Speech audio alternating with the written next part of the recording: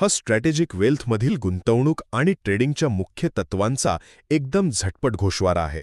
Share बाजारात पैसा वाढवायची सगळ्यांनाच उत्सुकता असते, पण ह्या दोन वेगळ्या मार्गांमधला फरक समजल्याशिवाय खरी संपत्ती निर्माण करणं शक्य नाहीये.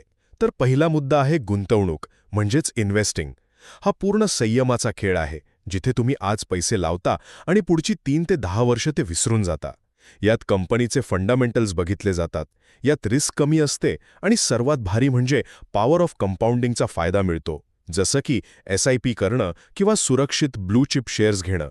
हे ना फळांचं झाड लावण्यासारखं आहे. वाढायला वेळ लागतो, पण ते पिढ्यानपिढ्या फळं देतं. आता तुम्ही म्हणाल, जर धोका कमी आणि नफा फिक्स आहे, तर सगळेच गुंतवणूक का करत नाहीत? याचं उत्तर आपला दुसरा मुद्दा आहे, म्हणजेच ट्रेडिंग. ज्यांच्याकडे फळांची वाट पाहण्याइतका पेशन्स नसतो ना, त्यांच्यासाठी हा मार्ग आहे.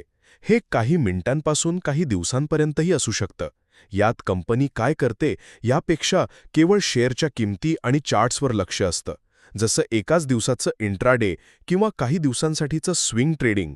हे अगदी फॉर्म्युला 1 रेसिंगसारखं आहे, जिथे वेग आणि नफा प्रचंड असतो, पण एका चुकीमुळे तुमचं मोठं नुकसानही होऊ शकतं.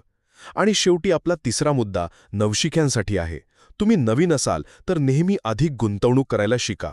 ट्रेडिंग करायचंच असेल तर अगदी कमी पैशांनी सुरुवात करा.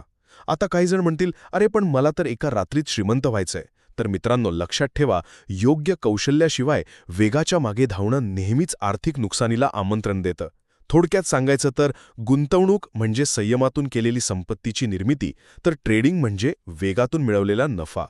त्यामुळे बाजारात टिकायचं असेल तर सुरुवात नेहमी गुंतवणुकीनेच करा. हा व्हिडिओ पाहिल्याबद्दल धन्यवाद.